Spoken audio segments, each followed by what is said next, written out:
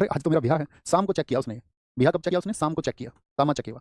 शाम को उसने चेक किया, सामा चकेवा। शाम को उसने चेक किया, यार बहू लेके आनी है आज तो, बिहुला बहू लानी है, ठीक है।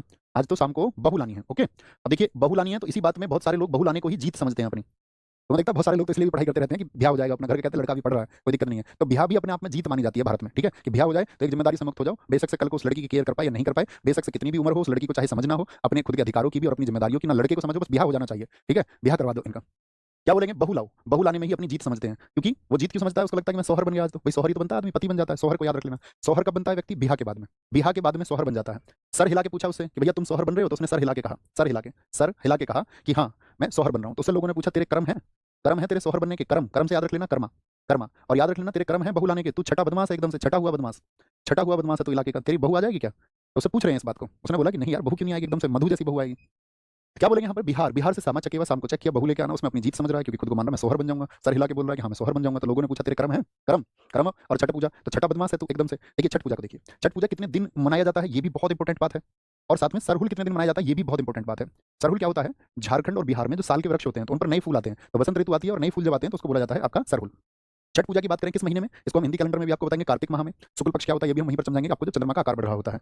आकार तो नहीं बढ़ता, मतलब उसकी कलाओं के अनुसार उसका साइज बढ़ता रहता है। इसमें डूबते और उगते सूर्य की पूजा की जाती है। तो छठ पूजा जब 4 दिन होती है तो यहाँ पर एक क्वेश्चन बन जाता है, क्वेश्चन बड़ा अच्छा बनता है कि छठ पूजा में आपका पहले दिन कौन सा मतलब क्या किस नाम से सेलिब्रेट किया जाता है उसको? तो 4 दिन बनता है। तो 4 दिन में इसमें लिख लेना आप, यहाँ पर लिख लेना छठ पूजा में, अपने नोट्स में लिखिए। छठ पूजा के जो 4 दिन होते हैं, 4 दिन, उसमें पहला जो दिन होता है, पहला दिन वो होता है नहाए खाए, नहाए खाए होता है, नहाए खाए। दूसरा दिन होता है उसमें आपका, उसको बोलते हैं दूसरे दिन को खरना खाए, क्या बोलते हैं उसको? खरना खाए बोलते हैं। और तीसरे दिन जो होता है, तीसरे दिन होता है संध्या अर्घ्य, यानी शाम के समय। शाम के समय सूर्य उगता है कि छिपता है? तो आप कहेंगे सूर्य छिपता है। तो इसमें डूबते हुए सूर्य की, यानी कि जो सनसेट हो रहा होता है तब सूर्य की पूजा होती है। और चौथा दिन जो होता है इसमें वो होता है साथी आपका, क्या बोलेंगे उसको? उषा, उषा बोलते हैं जो सनराइज होता है, यानी कि जब सूर्य उदय होता है, उषा, उषा काल उसको कहा जाता है। तो चौथे दिन किसकी पूजा हो रही है? उगते सूर्य की। तीसरे दिन डूबते सूर्य की पूजा होती है, तो इसलिए बोलते हैं उगते और डूबते सूर्य की पूजा होती है। कितने दिन बनता है छठ पूजा? 4 दिन बनेगा। पहले दिन नहाए खाए, फिर खरना खाए, फिर आपका क्या बनेगा? जब सूरज डूबने की तरफ हो आपका तो संध्या अर्घ्य, और चौथे दिन सूर्य उगता रहे तो उषा अर्घ्य बनता है, ठीक है। मधु श्रावणी, तो ये हुए हमारे बिहार के।